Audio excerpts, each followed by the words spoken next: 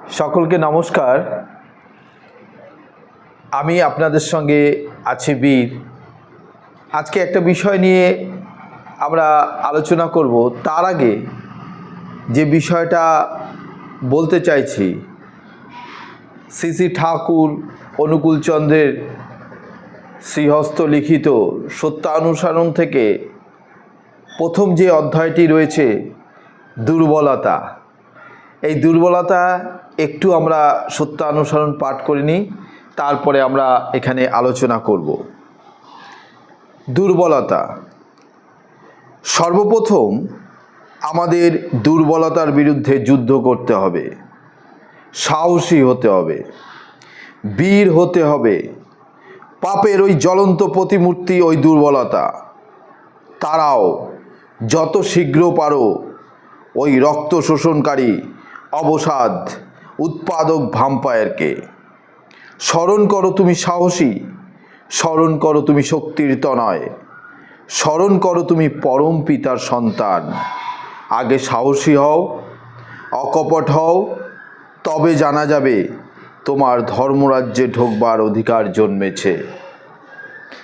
হটে যাওয়াটা বরং দুর্বলতা নয় কো, কিন্তু চেষ্টা না করাই দুর্বলতা। তুমি কোনো কিছু করতে প্রাণপণ চেষ্টা করা সত্ত্বেও যদি বিফল মনোরথ হও, ক্ষতি নাই। তুমি ছেড়ো না, ওই অম্লান চেষ্টাই তোমাকে মুক্তির দিকে নিয়ে যাবে। যে পরিমাণে দুঃখের কারণে মন সংলগ্ন হয়ে অভিভূত হবে, সেই পরিমাণে হৃদয়ে ভয় আসবে ও দুর্বলতা হয়ে পড়বে। যদি রক্ষা পেতে চাও, ভয় আর দুর্বলতা বলে কিছু রেখো না, চিন্তা ও সৎকর্মে ডুবে থাকো।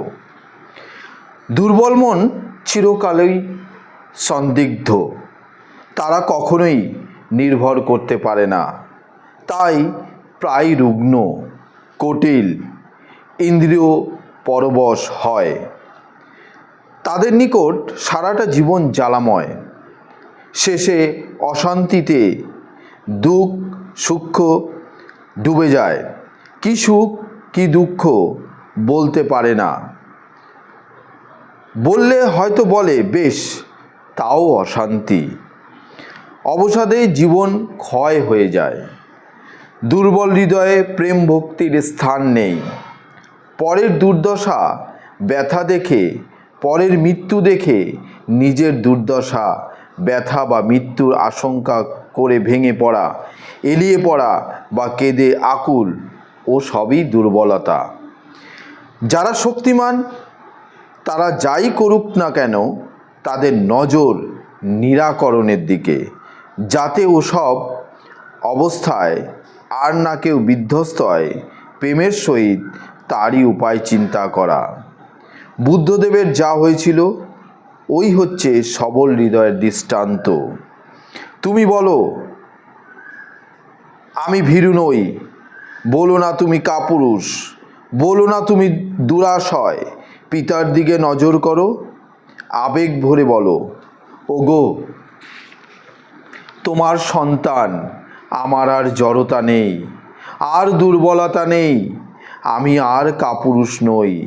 আমি তোমাকে ভুলে নরকের দিকে ছুটে যাব না, আর তোমার জ্যোতির দিকে পিছন ফিরে অন্ধকার অন্ধকার বলে চিৎকার করব না। দুর্বলতার সময় সুন্দর ও সবলতার চিন্তা করিও, আর অন্ধকারে প্রিয় ও দীনতার চিন্তা করিও। মানসিক স্বাস্থ্য অক্ষুণ্ণ থাকিবে।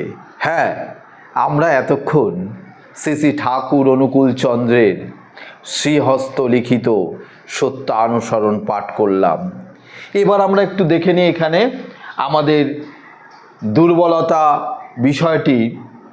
সর্বপ্রথম আমাদের দুর্বলতার বিরুদ্ধে যুদ্ধ করতে হবে, সাহসী হতে হবে, বীর হতে হবে। এই যে কথাটা সাহসী হতে হবে, বীর হতে হবে, তার মানে এই কথা কোথা থেকে আমাদের আসে, আমরা কোথা থেকে সাহস হব, সাহস পাব এবং কি করে বীর হব, অর্থাৎ এটা আমাদের এই চিন্তার বিষয় বা মনের বিষয়। আমরা যেসব কথা বলে থাকি সেসব কথার মাধ্যমে যদি দুর্বলতা চিহ্নিত হয়, অর্থাৎ আমি করতে পারবো না, আমার দ্বারা হবে না, আমি খুব দুঃখী, আমি এখানে যেতে পারবো না, আমি চেষ্টা করব না, এই যে না শব্দগুলো যখনই ব্যবহার করা হয় এবং নিজের ভিতরে নিজে থাকতে চেষ্টা করা হয়, একটা ভিতরে অহংবোধ হয়, তখন আমি অনেক কিছু দুঃখ আমার মধ্যে বিরাজমান হয়। এবং দুঃখ যখন বিরাজমান হতে থাকে তখন কিন্তু এই সাহস আসবে না। এবং বারবার পজিটিভ ভাইব্রেশন, ইতিবাচক ভাইব্রেশন আমাদের মধ্যে দিতে হবে, তাহলেই আমরা কিন্তু সব সময় ইতিবাচক বা সাহসী হতে পারবো, বীর হতে পারবো, কোনো কাজ করতে গেলে আমরা এগিয়ে যেতে পারবো। আরেকটি দেখুন, স্মরণ করো তুমি সাহসী।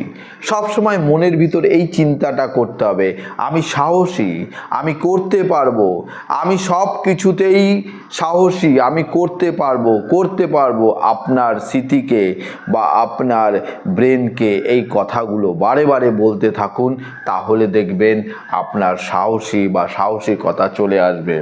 স্মরণ করো তুমি শক্তির তনয়, অর্থাৎ আমার মধ্যে একটি শক্তি বিরাজ করবে, কোনো কিছুতে আমি হেরে যাব না, এগিয়ে যাব না, পথ দেখে পিছিয়ে পড়ব না, হেঁটে যাব, চেষ্টা করে যাব, বিফল মনোরথ হলেও সেটা চেষ্টা করে যাব, এক সময় না এক সময় সেটা আমার লক্ষ্যমাত্রায় পৌঁছে দেবেই।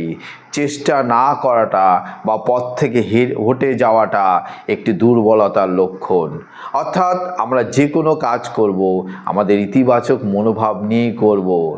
শ্রী ঠাকুরের শ্রীহস্তলিখিত সত্যানুসরণ থেকে আজকে যে পাঠটা করলাম, দুর্বলতা, এই দুর্বলতার বিরুদ্ধে আমাদের সবাইকে লড়াই করতে হবে। আর এই যে আমাদের মধ্যে যে দুর্বলতার একটি ভাম্পায়ার রয়েছে, সেটাকে একদম তাড়িয়ে দিতে হবে, তাহলে আমাদের জীবন জ্বলন্ত, উজ্জ্বল, সাহসী, শক্তির তনয় আমরা এটাকে বলতে পারবো, আমরা এগিয়ে যেতে পারবো। এবং আমাদের এই মাইন্ডকে এভাবেই কন্ট্রোল করতে হবে, এবং এইভাবে কন্ট্রোল করলেই আমরা নিজেদের উন্নতির শিখরে আমরা পৌঁছাতে পারবো।